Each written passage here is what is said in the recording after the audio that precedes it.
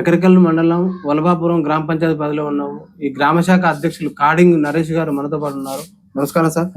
మీరు ఈ కాంగ్రెస్ పార్టీ గ్రామ శాఖ అధ్యక్షులుగా పనిచేస్తున్నారు. ఎప్పటి నుంచి గ్రామ శాఖ అధ్యక్షులు పనిచేస్తున్నారు? కాంగ్రెస్ పార్టీని ఎలా బలోపేతం చేస్తున్నారు? మేము గత 15 సంవత్సరాల రాజకీయాల్లోకి వచ్చిన కాంచి కాంగ్రెస్ పార్టీ కోసం పనిచేసినాం.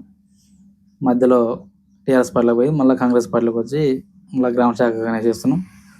పార్టీని ప్రజలకు బలోపేతం మన పార్టీ ఇచ్చిన కార్యక్రమాలు అయితే ఉన్నాయి. పెన్షన్లు అయితే ఏంది, ఇప్పుడు ఫ్రీ బస్ అయితే ఏంది, సన్న బియ్యం అయితే ఏంది, ఇందిరమ్మ ఇండ్ల పథకం అయితే కంపెనీ మన పార్టీ ప్రవేశపెట్టిన పథకాలన్నీ ప్రజల్లోకి తీసుకెళ్ళడం, ప్రజలకు ఏమన్నా మంచి చెడులున్నా చూసుకోవడం, పార్టీని బలోపేతం చేసుకుంటూ వస్తున్నాం. సార్, మీరు మొదట కాంగ్రెస్ అన్నారు, మళ్ళీ బీఆర్ఎస్ పార్టీలో ఎందుకు పార్టీ మారాల్సిన అవసరం ఏమొస్తుంది? ఫస్ట్ అప్పుడు కాంగ్రెస్ పార్టీలో ఉన్నప్పుడు కాంగ్రెస్ పార్టీ రాజశేఖర రెడ్డి హయాంలో ఉన్నప్పుడు ఉన్నాయి. తర్వాత టీఆర్ఎస్ పార్టీలోకి వచ్చేసినాక అప్పుడు అంటే పార్టీ ప్రాంతం మీద అభిప్రాయంతో టీఆర్ఎస్ పార్టీలోకి పోయాను. 10 సంవత్సరాలు చూసినాం. ఇక అంత మంచి అనిపించలే, ఇక అంత విసుగు చెందిపోయి మళ్ళీ ఎంత పార్టీ ఉంది కానీ మళ్ళీ కాంగ్రెస్ పార్టీలోకి వచ్చేసినాం. సార్, మరి గత 10 ఏళ్ళు బీఆర్ఎస్ పాలన జరిగింది. ఆ బీఆర్ఎస్ పాలనలో సంక్షేమము మీ గ్రామం ఎలా అభివృద్ధి చెందింది? మాకైతే సంక్షేమం అది కానీ చాలా తక్కువే. మాకే ఎలాంటి ఉపయోగం అయితే ఎలాంటి మేజర్గా అయితే ఏం జరగలేదు మాకు. మరి గత ప్రభుత్వంలో మరి రేషన్ కార్డులు కానీ, ఇందిరమ్మ ఇండ్లు కానీ, రేషన్ కార్డులు రాలేదు, డబుల్ బెడ్రూమ్ రాలేదు. ఒక్క 5-6 సంవత్సరాలు కొట్టేసుకున్న రేషన్ కార్డులు ఒక 5-6 వచ్చినాయి. అసలు డబుల్ బెడ్రూమ్ ఇల్లు అనేది కూడా అసలు ఎట్లుంటుందో ఆ ఛాయలు కూడా తెలియదు మాకు. ఎలాంటిది కూడా ఇలాంటిది ఇలా ఉంటుంది, రూప్ ఇది ఇట్లా ఈ సిస్టమ్ ఇట్లా ప్రకారం ఇట్లా కట్టుకోవాలని అసలు మాకు తెలియదు. డబుల్ బెడ్రూమ్ అంటే వస్తాయట అన్న చూడాలి. మాకు ఇంతవరకు ఎలాంటి డబుల్ బెడ్రూమ్ లేదు, మా మండలానికి రాలేదు, మాకు రాలేదు. మరి గత ప్రభుత్వంలో దళిత బంధు కానీ, బీసీ బంధు కానీ, యాదవుల గొర్రె పంపిణీ ఏం జరగలేదు? జరిగినాయి. మాకు ఫస్ట్ విడత యాదవుల గొర్రెల పంపిణీ ఇచ్చారు. మాకు దళిత బంధు కింద దీన్ని ఏమంటారు మన పైలట్ ప్రాజెక్ట్ కింద తీసుకొని 17 దళిత బంధులు వచ్చినాయి. 17 వచ్చినాయి. అంటే మాకు 10 వచ్చినాయి. పక్కన ఊర్లో పక్కన నడి కూడా ఉంటుంది, దానికి వెళ్ళి మాకు 10-12 వచ్చినాయి. అయితే మాకు ఇచ్చేసారు. మరి బీసీ బంద్ అనేది రాలే అసలు. ఒక్కరికో ఇద్దరికో వచ్చి ఉంటాయి. అది 50,000. మరి గత ప్రభుత్వంలో ఎంత అభివృద్ధి జరగలేదంటూ మరి గత ప్రభుత్వంలో ఎమ్మెల్యే ఓడిపోవడానికి కారణం చిరుమర్తి లింగయ్య గారు. చిరుమర్తి లింగయ్య గారు గెలిచినప్పటి నుంచి ఆయన మీద వ్యతిరేకత వచ్చింది. జనాలలో పార్టీ మీద వచ్చింది, ఆయన మీద వ్యతిరేకత వచ్చింది. ప్రజల్ని కలుపుకోవడం, మనమే కాకపోవడం, అభివృద్ధి పథకాలు తీసుకురాకపోవడం, అభివృద్ధి చేయలేకపోవడం, డబుల్ బెడ్రూమ్ రాకపోవడం, ఈ రేషన్ కార్డులు ఇవ్వలేకపోవడం, జనాలు ఉచికి చెందిపోయారు. ఎప్పుడు ఇదే ఉంటే ఇట్లా మార్పు చెందితే మనకేమైనా ప్రయోజనం చెందాం, మనకేమైనా అభివృద్ధి చెందాం, మనకేమైనా పథకాలు వస్తాయేమో కొత్తగా అని కాంగ్రెస్ పార్టీ ఎంచుకోవడం జరిగింది. అటు పార్టీ కూడా మంచిగా సహకరిస్తుంది. 6 గ్యారెంటీల అమల్లో భాగంగా అన్ని చేసుకొస్తున్నారు. సన్న బియ్యం ఇస్తారు, సన్న బియ్యం ఇచ్చేసారు, రేషన్ కార్డులు ఇస్తారు. 14వ తారీఖు నాడు పొంగతుర్తిలో సభ పెట్టి సీఎం రేవంత్ రెడ్డి చేతుల మీదుగా రేపు అవి కూడా ఇస్తారు. రేషన్ కార్డులు కూడా పంపిణీ చేయడం జరుగుతుంది. ప్లస్ బాగానే ఉంది. కాంగ్రెస్ ప్రభుత్వంలో 10 సంవత్సరాల పాలన కంటే ఈ 18 నెలల కాలం పరిపాలన చాలా బెటర్ అనిపించుకో. మరి ఇప్పుడున్న ప్రస్తుత కాంగ్రెస్ పార్టీ 6 గ్యారెంటీలు, సన్న బియ్యం కానీ, రేషన్ కార్డులు కానీ, ఇందిరమ్మ ఇండ్లు ఎలా అమలవుతున్నాయి, ప్రజలకు ఎలా అందుతున్నాయి? మా ఊరు విషయానికి వస్తే మనకి ఇందిరమ్మ ఇండ్లు అనేది పూర్తిగా ఇల్లు లేని నిరుపేదకే చెందింది. ఏ ఒక్కరు కూడా ఇల్లున్న వ్యక్తి ఇల్లు పెట్టుకోలేదు. పూర్తి నిరుపేదకే ఇల్లు ఇవ్వడం జరిగింది. మీరు ఎంక్వైరీ చేసుకున్నట్లే ఉండాలి, పైనుంచి చుట్టినట్లే ఉండాలి. రేపు ఇల్లు కట్టుకున్నాక కూడా వాళ్ళు చూసుకోవచ్చు ఎవరికి లబ్ధిదారులు ఎవరు చెందిరు, ఎవరు పోయారు. రేషన్ కార్డులు కూడా మ్యాక్సిమం మాకు 117 రేషన్ కార్డులు వచ్చినాయి అన్నారు. ఓకే, దాంట్లో కూడా మంచిగానే రేషన్ కార్డులు వచ్చినాయి. సన్న బియ్యం అందరికి పంపిణీ వస్తూనే ఉన్నాయి. ఫ్రీ బస్ వస్తూనే ఉంది, ఉచిత విద్యా కరెంట్ వస్తూనే ఉంది, 200 యూనిట్ల కరెంట్ వస్తూనే ఉంది. పర్లేదు, అన్ని మంచిగా ఉన్నాయి. ఇప్పుడు రైతులకు అంటే 2 లక్షల రుణమాఫీ జరిగింది. 2 లక్షల రుణమాఫీ జరిగింది. 95% జరిగింది మా ఊళ్ళే. అంటే ఏది మేజర్గా అయితే బ్యాంకుకు మొండి బకాయిలు తీర్చు కట్టుకునే వాళ్ళు ఒకరిద్దరు తప్పితే 98% కూడా జరిగినట్టే. సార్, మరి రైతులు డిమాండ్ చేస్తున్నారు సన్న వడ్లకు 500 బోనస్ ఇస్తే అన్ని పంటలకు ఇవ్వాలని అంటున్నారు. మరి ఇది సాధ్యమైతే? అంటే అది ప్రభుత్వం చూసుకోవాలి. అన్నింటికి ఇవ్వాలంటే అన్నిటి కూడా చేయలేదు. ప్రభుత్వం కూడా ఆలోచించుకొని ఏ పంటకి వేస్తే ఇప్పుడు వడ్ల మేజర్గా అయితే వడ్ల మీద ఎక్కువ ప్రభావం ఉంటుంది కాబట్టి వడ్లకి ఇస్తానంటారు. ఈ దొడ్డు బియ్యం అయిన సరికి ఎవరు తినలేక చేయలేక అమ్ముకోవడం, వేరే వాళ్ళకి మధ్య దళాలకు అమ్ముకోవడం, ఎందుకు తినడం.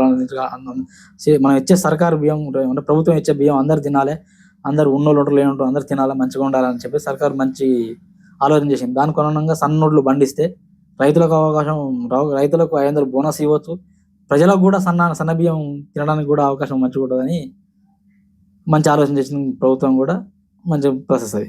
సార్ ఈ నగరికల్ నియోజకవర్గంలో ఎమ్మెల్యే గారు కానీ మంత్రి గారు కానీ వారి ఆధ్వర్యంలో వారి సహకారంలో ఎలాంటి అభివృద్ధి కార్యక్రమాలు సంక్షేమం జరుగుతుంది? మా ఎమ్మెల్యే గారు శ్రీ గౌరవ వేముల వీరేశం గారి ఆధ్వర్యంలో ఎప్పుడైనా మాకు అప్పుడైనా సరే మధ్యలో అడిగిపోయినా కూడా మళ్ళీ మొన్నటిసారి ఇప్పటి నుంచి అయినా మంచి మా మంత్రి కొమరెడ్డి వెంకరెడ్డి గారు కూడా మంచి సహకరిస్తారు, మా ఎమ్మెల్యే గారు కూడా మంచి సహకరిస్తారు. పోయిన వాళ్ళని ఎమ్మట ఆదుకుంటారు. ఏ పని మీద పోయినా సకాలంలో స్పందించి ఆ పరిష్కారాన్ని 24 hours 24 గంటల వ్యవధిలోనే మ్యాక్సిమం పరిష్కారం అయ్యేటట్టుగా వస్తారు. మాకైతే మా ఎమ్మెల్యే గారి నుంచి మాకు ఎటువంటి పని జరగదనే ఉండదు. భరోసా ఇచ్చేస్తాడు మాకు, ఆ భరోసా ప్రకారం మాకు పని అయిపోతుంది. సార్ మీకు పక్కనే మూసీ ఉన్నట్టుంది, మూసీ పరివారక ప్రాంతం, మీ మూసీ నది ఇక్కడనే, అంటే మూసీ కూడా ఈయన ఉంది, డ్యామ్ ఈయన ఉంది, మూసీ కూడా పారుకుంటూ వస్తుంది. ఈ మూసీ ప్రాజెక్టు అంటే ఈ నది ద్వారా వచ్చే నీళ్లు కూడా కలుషిత నీళ్ళు వస్తున్నాయి. దానివల్ల ఎంతో మంది ప్రజలు అనారోగ్యాలకు గురవుతున్నారు, కొంచెం వాసన వచ్చే పరిస్థితి. ఆ నీరుతోటి పంటలు పండిస్తే ఆ పంటలు కూడా విషం తూల్యం అయిపోయి అది తీసుకున్న ఆహారం కూడా మనుషులకు జబ్బులు వచ్చే ప్రమాదం ఉంది, క్యాన్సర్లు వస్తున్నాయి అంటారు. ఈ నీటిని అంటే ఈ నదిని శుద్ధి చేయాలంటున్నారు, అంటే మూసి ప్రక్షాళన చేయాలంటారు. మరి కాంగ్రెస్ ముఖ్యమంత్రి గారు కూడా మూసి ప్రక్షాళన చేపడుతున్నారు. మరి అది జరిగే మూసి ప్రక్షాళన జరిగే అవకాశం ఉందంటారా? జరగాలని మేము కూడా ఆశిస్తున్నాం, మేము కూడా కోరుకున్నాం. జరిగితేనే పశువులకు కానీ పంటలకు కానీ మాకు కానీ, ఎందుకంటే నిత్యం పోయి మేము అందులో చేపల చికారు చేసేటం. మేజర్గా అయితే 12 గ్రామ పంచాయతీలు ఉంటాయి. దీని మీద 3600 మంది సభ్యులు ఉంటారు. నిత్యం దాని మీద వెళ్తుంటది కాబట్టి గవర్నమెంట్ కూడా పైలట్ ప్రాజెక్ట్ కింద అది మూసి ప్రక్షాళన చేస్తామని చెప్పి అది కూడా రేవంత్ రెడ్డి గారు చేసిపోయారు. దాన్ని చేస్తేనే బాగుంటుందని అందరి ఆలోచన కూడా.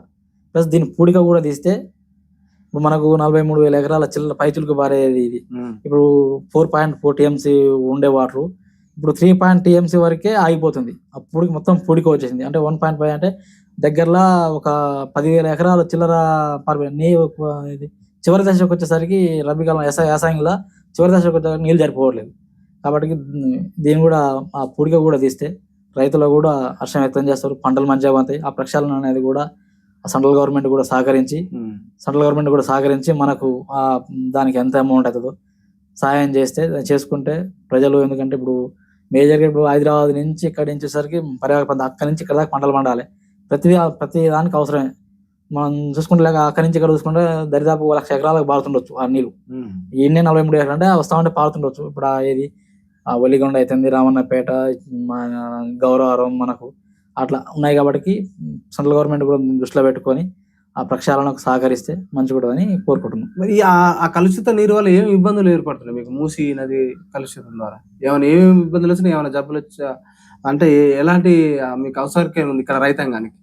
పంటలు సరిగా పండకపోవడం. అంటే ఇప్పుడు మనం బయట చూసుకుంటే 40-45 బస్తాలు పంతాయి అంటాం, మనకి 30 బస్తాలు. అంటే ఒడ్లు తక్కువ పండడం, అట్లా మేజర్గా ఒడ్లు వెళ్ళకపోవడం, రైతులకు ఇబ్బంది కలగడం. దాని గురించి సార్ మరి అంటే గత 10 ఏళ్ల బీఆర్ఎస్ పాలనకు ఇప్పుడున్న 18 నెలల కాంగ్రెస్ పాలనకి ఏంటి తేడా? కేసీఆర్ గారికి పాలన ఎట్లా ఉంది, రేవంత్ రెడ్డి గారి పాలన ఎలా ఉంది? గత 10 సంవత్సరాల పాలన చూసుకుంటే ఇప్పుడు ఈ 18 నెలల పాలన అయితే మాకు మంచిగా ఉంది.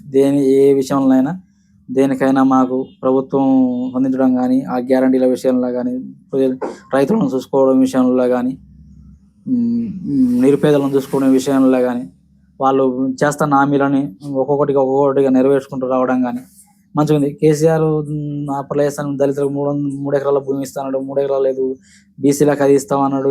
ఏది జరగలే కదా. రేవంత్ రెడ్డి గారు వచ్చిన 18 నెలల కాలంలో అంత మంచిగా జరుగుతుంది, అంత మంచిగా ఉంది. ప్రజెంట్ ఇప్పటివరకు ఈ 18 నెలల కాలంలో ఇచ్చేంత వరకు అయితే మంచిగా ప్రజలు కూడా అంత సంతోషంగా మంచిగా ఒకరిద్దరిమైనా తప్పిస్తే ఏది పార్టీ మీద వ్యతిరేకత మాట్లాడాలి, చేయాలి, దాని మీద బురద చల్లాలి అనే ప్రయత్నం తప్పితే వేరే మేజర్గా చూపించడానికి వాళ్ళ దగ్గర ఏం లేదు. సార్ మీ మారుమూల గ్రామానికి విద్యా వైద్యం ఎలా అందుతుంది? ప్రభుత్వాల నుంచి ఎలాంటి సహకారాలు అందుతున్నాయి?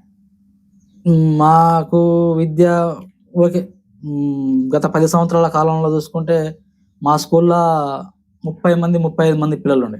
ఈ రోజు 70 మంది పిల్లలు. మీరు పోయి రికార్డు చూసుకున్నట్లే ఉండాలి, ఇప్పుడు రికార్డు చూసినట్లే ఉండాలి. 35 మంది పిల్లలు ఉండే. ఇప్పుడు ఈ సంవత్సరం అయితే రేవంత్ రెడ్డి గారు ప్రవేశపెట్టిన దానికి విద్యా బుక్స్ ఇవ్వడం కానీ, పిల్లల మంచి చూసుకోవడం కానీ, స్కూల్లో మొత్తం నీట్నెస్గా చూసుకోవడం కానీ, గవర్నమెంట్ స్ట్రెంత్ పెరగాలి, పిల్లల స్ట్రెంత్ పెరగాలి. మనం జీతాలు ఇచ్చేటప్పుడు మనం జీతం తీసుకున్నప్పుడు మనం కూడా ఎంత ఇది ఇస్తున్నాం, గవర్నమెంట్ ఇస్తుందో మీరు కూడా అంతే మంచిగా పిల్లలకి విద్య చెప్పాలని, విద్య కూడా మంచిగా చెప్తారు, స్టడీ కూడా మంచి ఎలాంటి పొరపాటు లేదు. మా స్కూల్ ప్రైవేట్ స్కూల్ చదివేటోళ్ళ 90% తగ్గిరు, ఒక 10% పోతారు. ఆ 10% కూడా నెక్స్ట్ ఇయర్ వరకు ఎవరు పోరు, మొత్తం మా స్కూల్లో పిల్లలు అయిపోతారు. మొత్తం మంచిగా ఉంది. వైద్య అంటే పక్కన ఓగోడు ఉంది, పేచి ఉంది, నగరకల్ ఉంది, మంచిగా ఉంది. సరే అంటే ఇప్పుడున్న అంటే ప్రస్తుత ప్రభుత్వంలో రైతులకు ఎలాంటి మీరు సహాయ సహకారాలు అంటారు? రైతులకు అంటే గత ప్రభుత్వంలో ధరణి పోవడం వల్ల ఎంతో మంది ఇబ్బంది పడుతున్నారు. భూభారతి చట్టం వచ్చింది, భూభారతి చట్టం ద్వారా రైతులకు రెవెన్యూ సమస్యలు తీరే అవకాశం ఉందంటారు. దీని ద్వారా సమస్యలు మా వాళ్ళు కూడా పోయినప్పుడు వచ్చి ఆ ల్యాండ్ ఎప్పుడైనా భూమి పట్ట చేసుకోవడానికి పోతే ల్యాండ్ మీదకి వచ్చి, సరే ఈ ల్యాండ్ మీద ఒకళ్ళే ఉర్రా, ఇద్దరురా, ఎంతమంది ఊర్రు, ఎట్లా ఈ ప్రాసెస్, ఎన్ని సర్వే నెంబర్లు ఉన్నాయి, ఎంత వరకు ఉంది, ఎట్లా చేయాలని మొన్న ఇప్పుడు రిజిస్ట్రేషన్లో ఒక 5 రిజిస్ట్రేషన్లో మేము కూడా పోయాను. సజావుగా సాగిపోతుంది, ఎలాంటి ప్రాబ్లం ఏం లేకుండా మంచిగా నీట్గా ఉంది. ధరణి కంటే భూభారత్ బాగుంది. గత ప్రభుత్వంలో విఆర్ఎస్ తీసేసారు, ఇప్పుడు కాంగ్రెస్ ప్రభుత్వం విఆర్ఎస్ తీసుకొస్తా అంటున్నారు. దాని ద్వారా రైతులకు మేలు జరిగే అవకాశం ఉంది.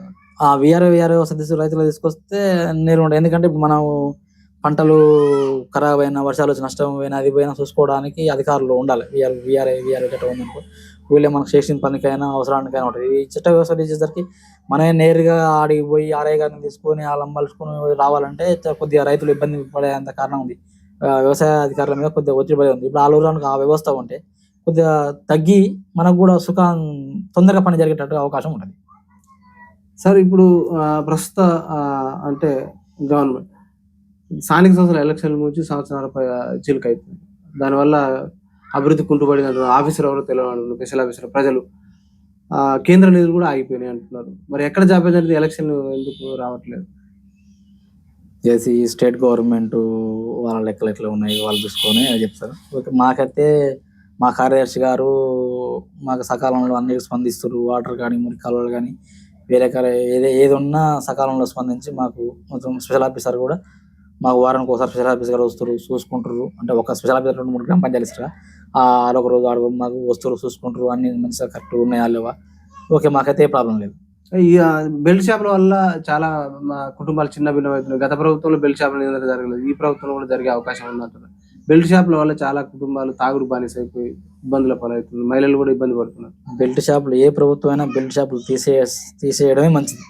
ఇప్పుడు మనం ఎవరైనా తాగి ఖరాబ్ చేయాలనుకోదాం కదా, బెల్ట్ షాపులు నియంత్రిస్తేనే మంచి జరుగుతుందనే కోరిక. మంచి అందరికి సకాలంలో మందు దొరక్క కొంతమంది చాలా మంది తాగడానికి తగ్గిపోతారు. కాబట్టి బెల్ట్ షాపులు తీసేయడమే మంచిది. సరే, యువత కూడా బాగా మద్యానికి డ్రగ్స్ కు బానిస అయిపోయి వాళ్ళ కుటుంబ జీవితాలు చిన్న బాగా సోషల్ మీడియాకు, సెల్ ఫోన్లకు ఎలక్ట్ అయిపోతున్నారు. బెట్టింగ్ యాప్ లో కూడా ఆత్మహత్యలు చేసుకుంటున్నారు. అక్కడక్కడ అఘాయిత్యాలు కూడా జరుగుతున్నాయి. మీరు కూడా ఒక యువకుడిగా ఉన్నారు. యువతలో మార్పు రావాలంటే ఏమైనా ఉపాధి అవకాశాలు రావాలంటారా? దాంతోపాటు ఏమైనా ప్రభుత్వాలు ఏమైనా కొత్త చట్టాలు ఏమైనా తీసుకొచ్చి యువతకు మంచి సన్మార్గం చేసే అవకాశాలు ఏమైనా ఉన్నాయట?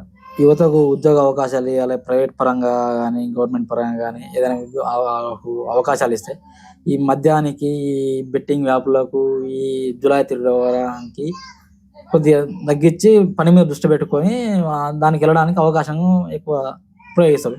ఇప్పుడు ఏం పని లేకపోయేసరికి ఏంటంటే ఖాళీ తిరిగి చెడు వ్యసనాలకు, చెడు అలవాట్లకు బారిన పడి జీవితాలు నాశనం చేసుకోవడం జరుగుతుంది. కాబట్టి ప్రభుత్వం కూడా దీని మీద రేవంత్ రెడ్డి గారు ఇప్పటికీ మన డ్రగ్స్ మీద, గంజా మీద, దాని మీద అయితే ఉక్కుపాదం మోపులు నడుస్తూ జరుగుతున్నది. అప్పుడు మా కాడ కూడా జరుగుతుంది కేసు అయితే. మా ఎమ్మెల్యే గారు కూడా ఎప్పటికప్పుడు ఎస్పీ గారితో, మా సిఐ గారితో ఇప్పుడు సమీక్ష పెట్టుకొని ఎప్పుడు మాట్లాడుతున్న వాళ్ళతో డ్రగ్స్ మాత్రం ఏ విషయంలో కూడా వెనక పోవద్దు, ఎవరు చెప్పినా వినొద్దు. నేను చెప్పినా కూడా ఏ విషయంలో వినవద్దు. మా ఎమ్మెల్యే గారు అయితే ఆ విషయంలో ఏ మాత్రం కూడా వెనకపోడు. ఎవరైనా ముక్కు చూడకుండా తీసుకువెళ్ళబడే అంటారు. దాంట్లో సంతోషం ఉంది మాకు, దాంట్లో మాకేం బాధ లేదు. అట్లా ఈ యువతకు కూడా ఏదైనా ఉద్యోగ అవకాశాలు, ఉపాధి అవకాశాలు లభిస్తే మంచి జరుగుతుందని మనం కోరుకుంటున్నాం.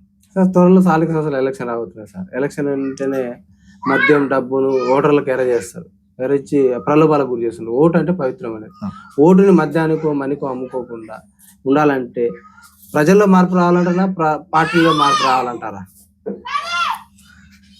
ప్రజల్లో మార్పు రావాలి సార్. ఏదైనా ఇప్పుడు మనకు అభివృద్ధి జరగాలంటే మన ఊళ్ళో ఎవరిని ఎంచుకుంటే మంచిగా ఉంటుంది, ఎవరైతే మంచిగా ఉంటారు చూసుకొని యువత నిలబెట్టుకుంటే, యూత్ పరంగా యువత నిలబెట్టుకుంటే ఉడుకు రక్తం మీద ఉండరు, మన అభివృద్ధికి పాటుపడతారు.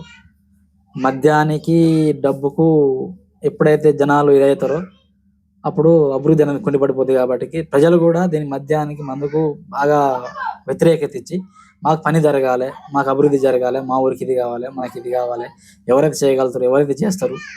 ఇప్పుడు ఓల్డ్ యంగ్ ఉంటుంది. ఉడుకు మీద ఉండడానికి ఎక్కడ మన రాష్ట్రం మొత్తంలో అయినా కూడా యంగ్ యువతకు ఎక్కువ ప్రిఫరెన్స్ ఇచ్చి యువత నిలబెట్టుకుంటే గెలిస్తే మంచిగా ఉంటుందని మా ఆలోచన. సార్ ఫైనల్ సార్ మీ ఒక ఎలాంటి వ్యక్తులు ఎన్నుకుంటే అభివృద్ధి జరుగుతుంది అంటారు? అలాగే ప్రజలకు ఓటర్లకు మీరు ఏం సూచిస్తారు రాబోయే ఎలక్షన్ గురించి? ఊరి మీద అవగాహన ఉన్న వ్యక్తి, ఊరికి ఏం చేస్తే మంచిగా ఉంటుంది, ఊళ్ళో మంచి చెడు ఎవరు బాగా తిరుగుతారు, ఎవరైతే కరెక్ట్ పర్సన్ అనుకొని పార్టీలకు అతీతంగానైనా చూసుకొని పార్టీలు మనం పార్టీ టికెట్ ఇచ్చేటప్పుడు కూడా ఏ వ్యక్తిని అయితే పెట్టుకుంటే మంచిగా ఉంటుంది అని ఒక నిర్ణయం గ్రామస్తులు కూడా నిర్ణయించుకొని, పార్టీ పెద్దలు కూడా నిర్ణయించుకొని, ఈ మద్యాన్ని ఈ డబ్బుని ఎరగా వేయకుండా మీకు మేము అభివృద్ధి బాగా చూపిస్తాం అనే వ్యక్తి ఎవరు ఉంటే ఎన్నుకుంటే మంచి జరుగుతుంది, మంచిగా జరుగుతుందని కూడా కోరుకుంటున్నాం. Okay sir, thank you sir. చూస్తున్నానండి మీ తెలుగుకి.